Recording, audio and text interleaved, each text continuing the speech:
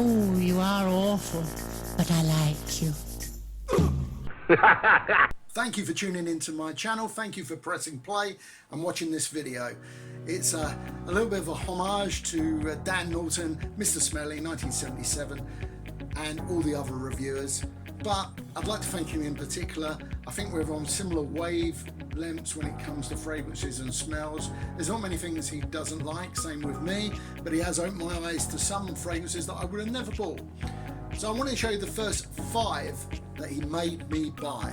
He really did. But as a homage to him, 1, I'm wearing the jacket, and 2, we're going to go down like his impromptu videos and have a look at the 5 fragrances from the fragrance view. So after getting an interest again after many years in fragrances and deciding that having 1 or 2 on the side wasn't really enough, I did what I always do with everything when I'm researching it. I started trawling through, is the right word, trawling through YouTube to glean what information, not realizing there was such a big frag.com out there and so many people doing videos. So I started watching old ones, I started seeing them on clone houses, I started seeing the really refined ones from Chris at Fragmental, Frags to Riches, but also Mr. Smelly 1977, Dan Naughton. And I very soon realised that actually there's a lot of the choices he was making on some of his favourite fragrances were very similar to my taste as well. So I started taking note and thought, okay, I'm going to pull the trigger on a few of these, especially the more inexpensive ones, and give them a go. So the first one I didn't run out, I got online and ordered was, you can see that, let's turn that around a little bit. There you go. James Bromley Original Eau de Toilette, 100 mils. Just got it online. I can't remember exactly how much it was. It wasn't a lot, sub 20, perhaps £16, something like that. You can still get it pretty easily. It's quite refined. It's a classic fragrance, very barbershop type. It's creamy, has a lot of cedar, mosses, spices, aromatic herbs, bergamot, orange, citrusy top. I really like it, and it's turned into one of my go-to fragrances. I really like it. It's a manly smell. It's not a modern designer. You know, some would call it old-fashioned, some would call it old men. I don't. I think it's a gentleman's spray. I don't think you can go wrong. You could wear it into work. I don't think you're going to offend anybody. You can wear it down the pub, just going out on a daily basis. I DJ a lot. I still wear it then. I know it's going to be inoffensive, especially if I'm going to do a wedding or something like that. It kind of works in all ways. It does very well on Fragrantica. It's 4.44 out of 5. Not many votes on there, mind you. As a top of bergamot and orange and moss, cedar. The sillage is moderate, I think. You know, some say moderate to heavy. I think it's moderate. But I do get wafts of it throughout the day. The longevity is pretty good. I would say moderate. It lasts a working day. I can still smell it on my skin when I'm driving home. All in all, from a very inexpensive cost, I think sub 20. I got it off of eBay. I think about £16. It's pretty easy to find in the UK anyway. If you want a traditional woodsy, citrus, spicy, earthy, but with some exotic side to it, a little bit powdery. If you just want something for your collection that stands out as a good barbershop type fragrance, something that's you can splash on to go down the pub with your mates, this is the one, I think. James Bromley Original, definitely a gentleman's spray. So after the success of the James Bromley Eau de Toilette, I was more inclined to actually look through and choose some other fragrances off the back of the reviews from Dan. Now actually the next one wasn't so much a review, more of a mention, but after doing a little bit more research, I thought, yeah, let's give it a go. It definitely wasn't expensive, again a sub £20 one, and that was Bowling Green by Geoffrey Beene. Just want to show you the packaging that comes with that.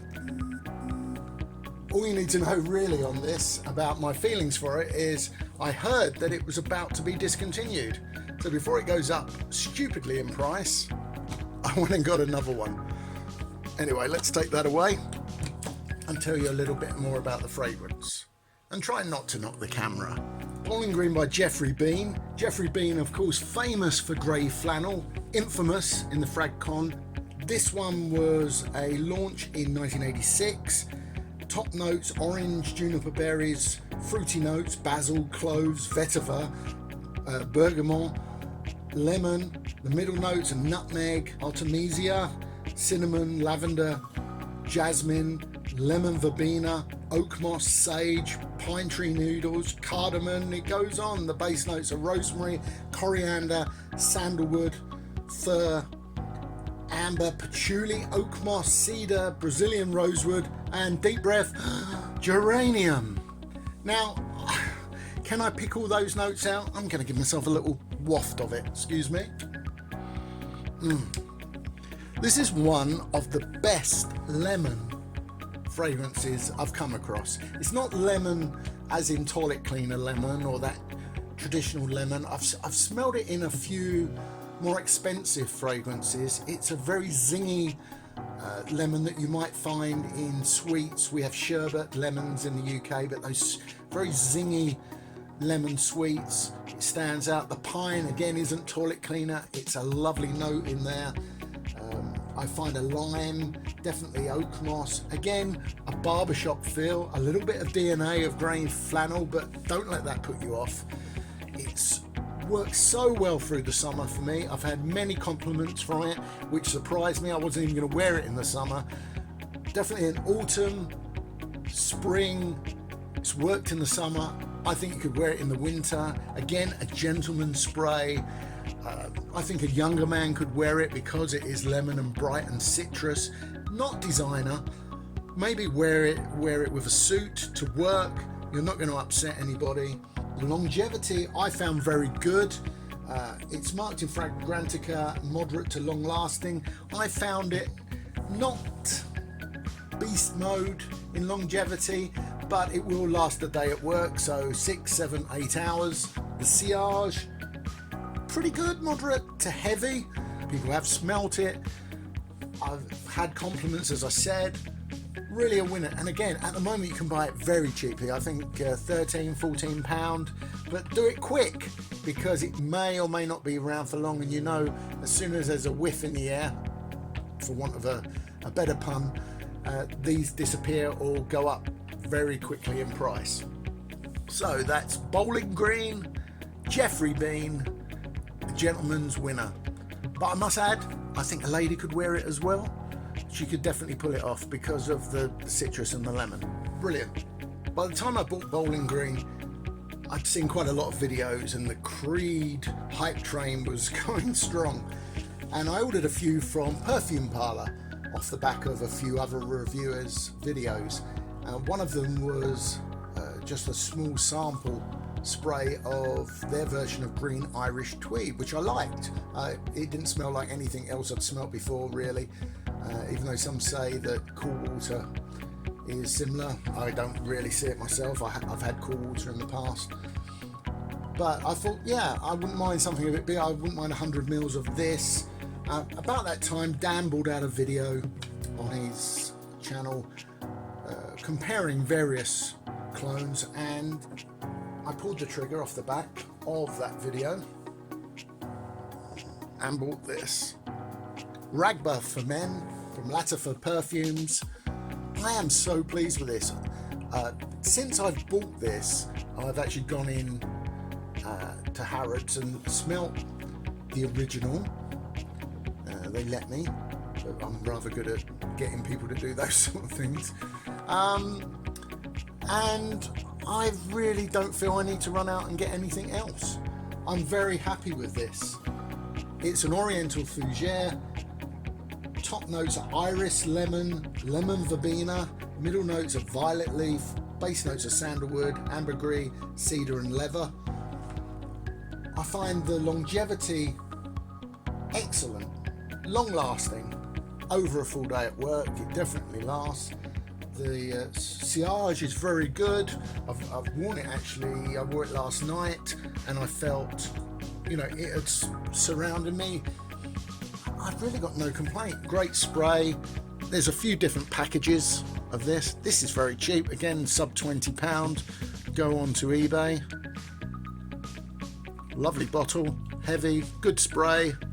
Oh, if I can find it. There we go. Good spray. If you like the smell of green Irish tweed, even if you've got one for a day-to-day spray and something different in your collection, sorry I knocked the camera there, something different in your collection, I definitely recommend Ragba for Men off the back of a Mr. Smelly video. I'm going to move these along a little bit, make some room. Don't pick this up by the cap, that's for sure. Okay, the next one.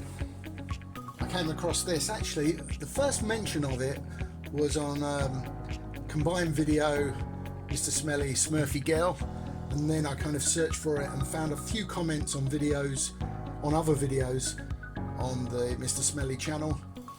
And this is Bogart for Men by Jacques Bogart. Never heard of it before, to be honest. In my naivety, the range is amazing. I've since then bought a couple of others. As you can see, I haven't dented it. I haven't had it that long. I haven't dented it that much. I tend to wear it more for myself, but we've gone through summer and I feel that really it's more of an autumn winter fragrance. It's interesting to say the least. So Bogart pour Homme by Jacques Bogart. It was launched in 2004. The top notes are lavender and bergamot, middle notes are orange blossom, lily of the valley, rose, base notes tonka bean, patchouli, musk, oak moss and cedar. Now, a lot of people refer this to beast mode. I haven't found it as a beast mode, but strong. If you put 3 sprays on this, you're going to fill the house with the smell. The notes listed, it's not really what I smell. I pick out a lot of apple in it, which I don't think apple is even mentioned. I definitely smell a lot of apple in it. A sweet tobacco, a sweet pipe tobacco, damp. I suppose that's the moss. I do smell some of the lily of the valley and rose in the background, definitely patchouli. Orange blossom, yes, possibly. It's very well blended. It is a little bit synthetic. It's very inexpensive. I think if you're a collector, you should definitely have a bottle of this because it is so different to anything else you may have, or definitely different to anything else I've got. But I find myself put it in, when I'm at home watching TV, I might be on my own and I'll go and spray myself in it. It's a comforting smell. I mean, I'm not a smoker. The tobacco I didn't think I would find pleasurable, but it's not that sort of tobacco. It's a tobacco perhaps you would feel if you were in a gentleman's club, you know, leather seats. There's no leather in this, but leather seats, smoky, nicotine. I was brought up in a pub, so maybe that might have something to do. It may be a comforting smell to me. Definitely a manly smell. I know Smurfy Girl likes it. I think it's one of those Marmite sprays. You know, you either love it or you hate it. I actually really love it. There's a few other things that some people say it smells like, and Armani Code Profumo is one of them. Now, I kind of get it and I kind of don't.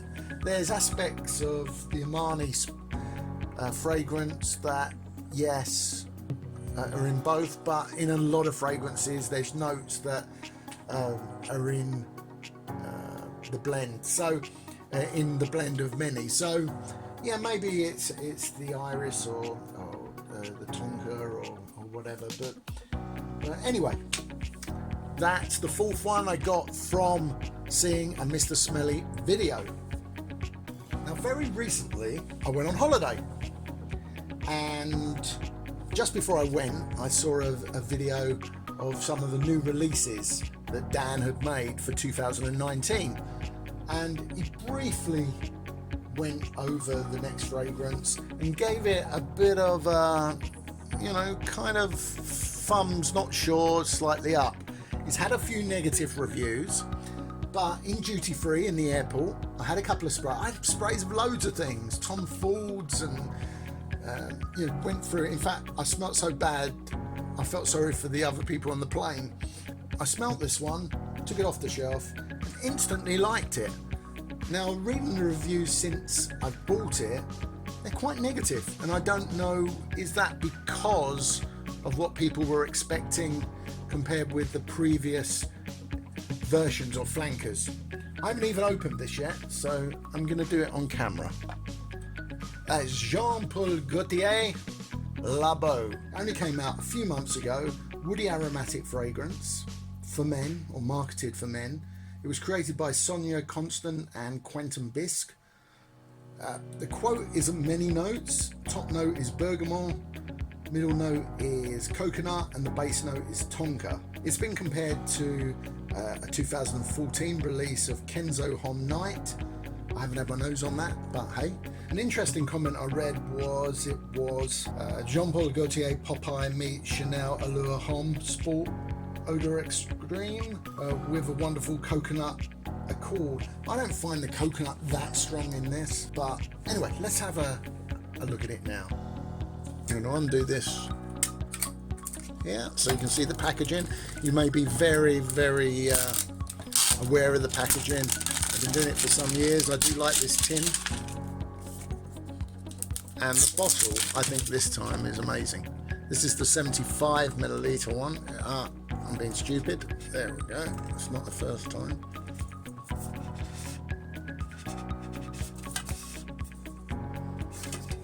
So I had a fight with that to get it off, but you must have seen this around. Lovely packaging, absolutely beautiful. Really enjoying the codpiece, but it does remind me of something out of Alien, and I definitely wouldn't want it stuck there. But hey, so we have the traditional little pin, and what have I got on? I haven't got much on at the moment, so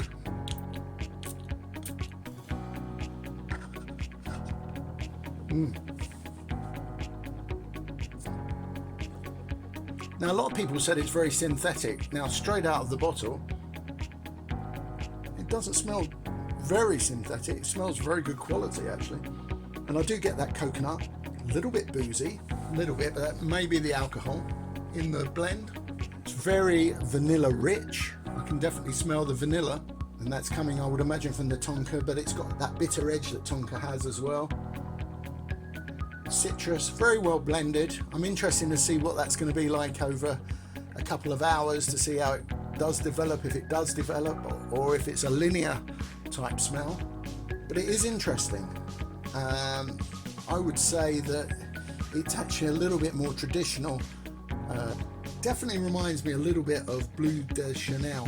I was trying it on around the same time on the other hand, and when you compared it, it kind of elements that were very similar. It's got a, the note isn't mentioned, but it's definitely got some sort of aquatic or fresh take to it, but it's warm, inviting. It's got a little bit of a Creed Green Irish Tweed vibe to it a little bit, but perhaps that's a blue water vibe. So I can see a lot of things coming together in this fragrance. It's not getting a load of love, as I said, but I really like it, so I suppose that's all that matters, because I'm the one that bought it. Anyway, I want to say now, thank you to all the reviewers on YouTube for the work you put in. I know it's not easy. I want to put more videos out, but the time it takes to put it together, it's surprisingly long. So I appreciate the work you do and the advice that you give. You know, I get a lot of enjoyment watching Dan, but many others as well. So anyway, Dan, thank you very much. Mr. Smelly, 1977, the year that Bing Crosby and Elvis died. I hope you enjoyed that video, and I hope you gleaned something from it, as I did with the original reviews. I'm going to keep on watching Dan's videos and many of the other reviewers, and I thought it might be nice actually to do a video every now and again, just highlighting some of the things that my favourite reviewers are doing on a weekly or a monthly basis. But it is hard work to find the time to do that, so that's why I'm so impressed with the hard work that they do for us in the community. Again, thank you so much for the support and for watching this video and putting up with this. Not so much in this video, but you know, smell good.